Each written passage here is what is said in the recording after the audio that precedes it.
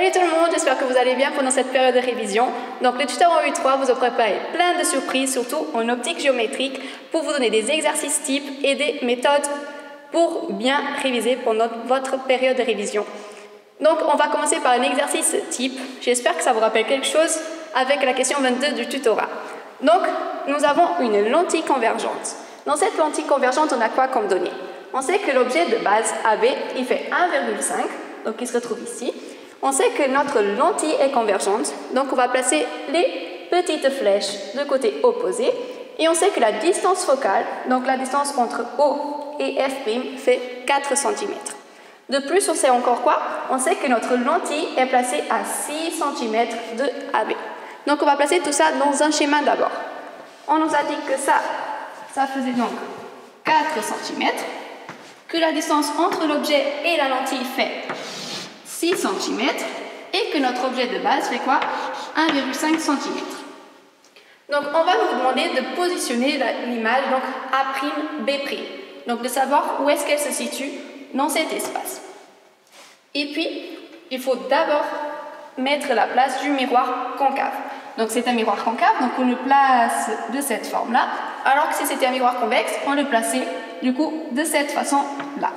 On nous dit quoi? On nous dit que sa distance focale, on va l'appeler OF2, est de 4 cm. Donc ici, ça fait 4 cm encore. Et qu'en plus, notre objet de base, AB, est situé à 25 cm. Donc cette distance-là fait 25 cm. Donc ça, c'est le chemin de base. Maintenant, on va essayer, la première chose, c'est de calculer la position de l'image par la lentille. Donc, l'image par la lentille, qui est OA'. Pour ça, on va utiliser la loi de Descartes qui nous dit quoi? Qui nous dit que 1 sur la distance entre la lentille et l'image moins 1 sur la distance entre la lentille et l'objet est égal à 1 sur la distance focale. Or, on se trouve dans une lentille convergente. Dans une lentille convergente, on sait quoi? On sait que sa distance focale, elle va être positive. Ainsi, cette distance-là, entre la lentille et donc notre distance focale F', notre foyer image et l'image après, va être positive. Et tout ce qui est de l'autre côté de la lentille va être négatif.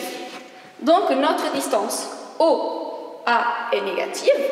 Donc OA est inférieure à 0. Et notre distance OA' va être supérieure à 0. C'est pour ça qu'ici, dans notre formule, ce moins, on va le transformer en plus. Donc ça, c'est la première chose à savoir. Pas oublier donc les signes en optique, c'est la partie la plus importante. Parce qu'en fait, si c'était une lentille divergente, notre distance focale, elle serait négative. Ainsi, les signes, ils seraient inversés. Là, on aurait un moins, et là, on aurait un petit plus. Donc, pas oublier ces petits détails. Et donc, on va chercher la position de l'image. Donc, on va isoler 1 sur OA', qui est égal à quoi? Donc, 1 sur OF'. OF', ça correspond à 4 cm, moins 1 sur OA. OA, c'est quoi? OA, c'est 6 cm. Ainsi, on fait notre différence, on prend l'inverse, et on trouve quoi? On trouve OA' qui est égal à 12 cm.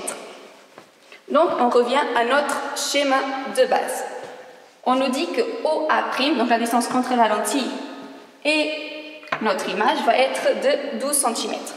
Donc on va le placer là, A'.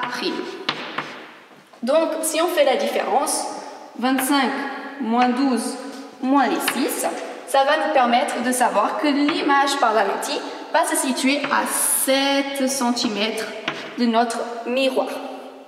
Donc de notre miroir. Or, maintenant, pour savoir si l'image est renversée ou droite, donc là, on a des petites propriétés qui vont nous dire que dans une lentille convergente, si OA est supérieur à OF', l'image elle va être réelle et renversée. Et si OA est inférieur à OF', elle va être virtuelle et droite. Donc dans notre exercice, on a quoi? On a OA qui fait 6 cm et OF' qui fait 4 cm. Donc, on se trouve dans cette situation. C'est pour ça que notre image elle va être renversée par rapport à l'objet de base. Donc, on va le situer vers le bas. Comme ça. Donc là, notre A', B'. Donc ça, c'est pour notre lentille convergente. Et donc maintenant, on va se placer dans notre miroir concave. Il faut savoir que dans un miroir concave, toutes les distances, donc OV, IV, IFV, vont être positives. Donc elles vont se situer en avant de notre miroir. On sait que OV, ici dans notre exercice, va correspondre à l'image par la lentille et le sommet du miroir. IV, on va l'appeler A'V. Et FV, c'est quoi? C'est F de V. Donc A'V va correspondre à quoi? Va correspondre à 25, donc la distance entre l'objet et notre miroir, moins la distance entre la lentille et son image, moins la distance entre l'objet et la lentille. Donc à la fin, ça fait 7 cm. Et donc notre distance focale, on sait qu'elle est de 4 cm. Par là, tout est positif, donc on n'a pas de problème de signe. On va juste transférer donc, le A1 sur A'V de l'autre côté, donc en faisant moins. Et donc on remplace par les valeurs. À la fin, on trouve 75 sur 7. Et donc on prend l'inverse. Et donc notre image IV, donc notre image A'V fait quoi? Fait 9,3 cm. Donc on va pouvoir placer notre image par le miroir dans notre schéma. On sait que du coup A'V fait 9,3 cm environ. Donc là, on avait la distance 7, donc elle va se trouver après l'image par la lentille. Donc on va la placer à peu près là. Dans un miroir concave, il faut savoir que l'image, elle est réelle et en plus de ça, elle va être renversée. Donc si notre image par la lentille, elle était déjà vers le bas, notre image par le miroir, elle va être dans le sens opposé. Donc on va la mettre vers le haut. Donc là, A'B'. Et donc là, la chose à savoir, donc la dernière chose, c'est la position de C. La position de C, soit vous la faites dès le début, soit vous la faites maintenant. Ça dépend de vous. Parce qu'en fait, il y a deux méthodes. Soit par la propriété qui nous dit que la distance entre le centre de courbure et les sommets de miroir correspond à 2 fois sa distance focale. Donc on sait que sa distance focale, c'est de 4 cm. Donc notre CV va être de 8 cm. Sinon, vous pouvez la faire par le calcul. Parce qu'on sait que, d'après la loi de Descartes, 1 sur OV plus 1 sur IV est égal à 2 sur CV. Mais dès le début, on ne connaît pas du coup la distance IV. Donc on ne peut pas tout de suite le faire. C'est pour ça que c'est plus facile si vous connaissez vos petites propriétés. Parce que comme ça, on peut tout de suite le placer. Donc 2 fois 4, ça fait 8 cm. On sait que l'image par la lentille est distante, est à 7 cm du miroir. Donc notre C va être après donc l'image par la lentille, mais avant l'image par le miroir. Donc ça, c'est C. Et cette distance fait 8 cm. Donc là, si on vous demande où sont placées l'image, est-ce que l'image par la lentille est entre C et F2? Non, vous répondez vrai parce qu'elle est bien entre C et F2. Par contre, si on vous demande si l'image par le miroir, elle est située entre C et F2, ben là c'est faux, parce qu'en fait, elle va être située entre F' et C. Et donc la dernière partie, c'est quoi? C'est qu'on va vous demander si l'image par la lentille et si l'image par le miroir sont plus grandes que l'objet de base, donc l'objet AB qui faisait 1,5 cm. Pour ça, on utilise donc notre petite formule qui nous dit quoi? Qui nous dit que A'B', donc la distance, donc notre image par la lentille sur l'objet AB est égale à la distance entre la lentille et son image sur la lentille et l'objet de base. On a toutes les données. On sait que AB fait 1,5 cm d'après l'énoncé.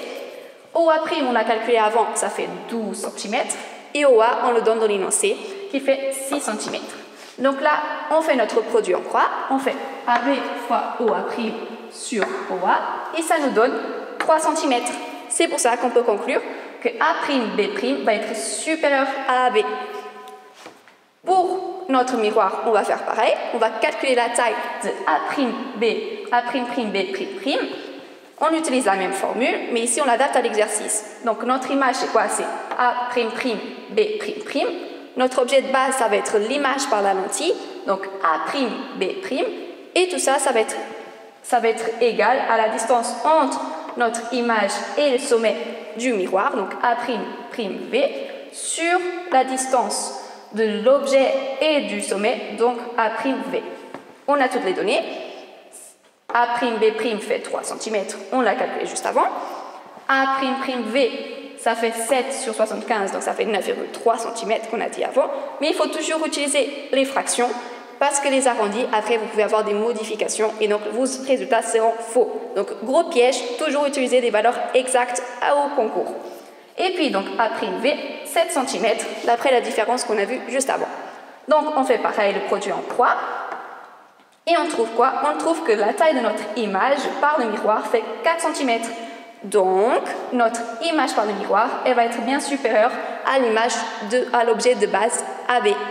Voilà, donc j'espère que c'est un peu plus clair, donc cet exercice. Donc, n'hésitez pas à le refaire, à regarder la vidéo. N'hésitez pas à refaire la question 22 du tutorat et surtout l'anal dans l'année 2011. L'exercice, je crois, 96, c'est à peu près la même chose. Et vous verrez qu'avec ces exercices, vous revoyez toute l'optique. Donc, les tuteurs vous souhaitent bonne chance pour cette période de révision. N'hésitez pas à nous poser des questions sur la plateforme. Bisous, bisous!